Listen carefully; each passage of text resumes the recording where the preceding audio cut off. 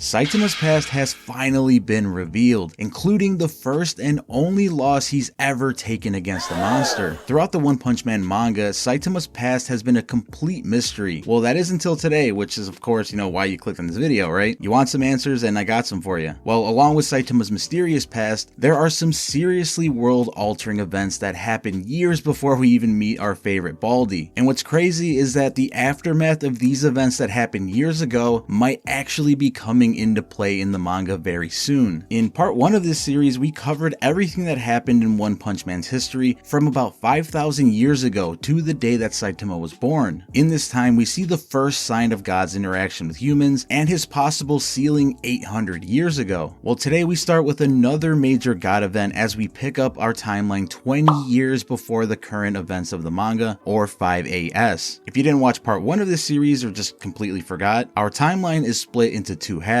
BS and AS, which stands for before Saitama and after Saitama. This means that 5AS is around the same time that Saitama was 5 years old and likely in grade school. It also means that 25AS is the year of the current timeline as Saitama is 25 years old. Got it? Great. Well, during 5AS, while Saitama was busy learning the alphabet and having nap time, this is when future #1 hero Blast begins his journey with his partner and a group of collaborators to research and search for God cubes scattered around the planet. Much of this journey is a mystery, but throughout this video, you'll see parts of Blast's quest for the God cubes and a cataclysmic event that changes everything for him. But we'll get to that towards the end. Starting at 5AS, we now move on 2 years later to 7AS, which is the day that Tatsumaki is busted out of the Tsukiyomi research facility by Blast. We see in Tatsumaki's flashbacks that when she was a kid, she was experimented on for her Esper powers for 3 years. This was all until an out-of-control monster forced everyone to evacuate the lab and leave Tatsumaki behind. As she accepts her fate, she's saved by none other than Blast, who was seemingly there to recover a God cube at that time. He encourages her to protect what's closest to her, that of course being Fubuki, who's still just a small child at that point. Taking that advice to heart, Tatsumaki locates where Fubuki's being held and brutally gets rid of the people that are holding her captive. It turns out that Fubuki actually witnessed all of this happening, which scares Fubuki enough to awaken her own Esper powers and is the beginning of their unhealthy relationship. Tatsumaki, now obsessed with keeping Fubuki safe while dismissing anyone that tries to come into her life for fear of being taken advantage of again, and Fubuki now in a constant struggle trying to surpass her sister out of fear. Now, just before Saitama gets reintroduced into our timeline, we have to move forward one more time to 10AS, just 3 years after Blast saves Tatsumaki. Also, this is when we start dipping into webcomic spoiler territory, so if you don't want to get spoiled, make sure to skip to the timestamp that you see on your screen right now. Now, to me, 10AS is probably one of the most fascinating years in One Punch Man history, simply because it's the year that Blast fought none other than the ninja leader of the ninja village where Flashy Flash and Sonic were both raised. Very little is known about why this battle happened in the first place, but considering his primary goal was to collect God cubes at the time, it's possible that the ninja leader was storing one in the village. After all, the ninja village greatly resembles the research facility Tatsumaki was being held in, which both also happen to look like God cubes. I feel like that was kind of intentional. I don't know, let me know what you think in the comments. Well, to that point, the ninja leader had been alive for hundreds of years and carried some inhuman characteristics like having multiple heartbeats and possessing an insane amount of strength and speed. Again, sticking to the facts though, on this day Blast has an epic battle with the ninja leader and pushes him to near death. This causes him to go dormant in a recovery capsule for a whole 15 years, and it appears Blast was unsuccessful in obtaining the God cube because he returns to the village 6 years later. This is jumping ahead a little bit in our timeline, but for the sake of covering the ninja village storyline and all the webcomic spoiler stuff that'll be in this video in one go, it just makes more sense, so follow along with me here. That being said, we move to 16AS, which is the day that Flashy Flash took out his ninja village in one night. This was after he was fed up with the harsh life of being an assassin that he and many others were forced to live. After creating this massacre and fleeing, Sonic is shown to have been poisoned by Flashy in order to keep him out of commission during the massacre. Well, the really crazy stuff happens next, because soon after Sonic comes back, Blast Blast mysteriously appears and finishes the job that Flashy started. Without any real explanation why, he completely takes out the remainder of the ninja village and leaves as mysteriously as he arrived. It really isn't known why Blast decided to show up that day, but considering his prior battle with the ninja leader, it's possible he was there to recover the God Cube that he failed to grab the first time. As I said, this is just speculation, but it seems like the most likely case here. Well, like I said, there is a ton of mystery surrounding the events of that night in 16AS, but what finally isn't a mystery is some of Saitama's early childhood life. At the time of the Ninja Village massacre, Saitama was actually just 16 years old. During this time, it was also said by one himself that Saitama's store was once robbed by a guy holding a knife, and when he confronted Saitama at the register to hand over all the money, Saitama thought the guy was purchasing the knife and actually tried looking for a barcode on it to scan. This shows Saitama picked up his benevolent, nonchalant personality way before we meet him in the manga,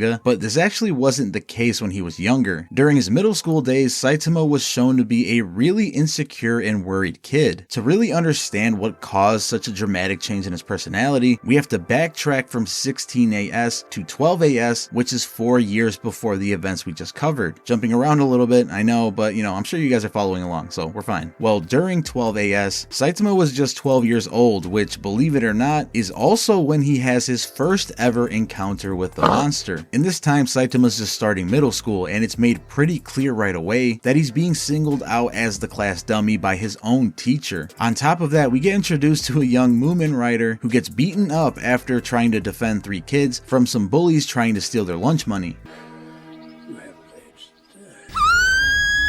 Somebody call an ambulance! Well, later that day, after Saitama lays in bed at home, we see a news broadcast on TV announcing that a monster sighting had just been reported. It's apparently the first time in 9 months that a monster sighting had been reported, which is alarming because data recovered over the past 10 years at that point showed that monster appearances had been gradually increasing. Now, it's really crazy to think that a single monster sighting was thought of as such a huge deal at the time, considering currently in the manga, as Saitama says best himself, people are just as likely to run into a monster as they are to stumble across a beetle on the ground. I think it really puts into perspective how out of control things are actually getting in the current manga timeline, because we now know how rare monster appearances were just a decade prior. Getting back to the story, the next day at school, Saitama's embarrassed by his teacher yet again and told to meet him directly after school. As he makes his way to his teacher's office, he's confronted by the bullies that beat up Moomin Rider, and they demand that Saitama hands over his lunch money. At this point, Saitama's fed up with the constant bullying from his teacher and now these guys, so he pretty much tells the bullies to shove it. Although courageous, he still isn't the powerhouse we know him to be today, so he gets easily put down by the bullies and has 200 yen taken from him. In that moment, the monster that was sighted the day before smashes into one of the bullies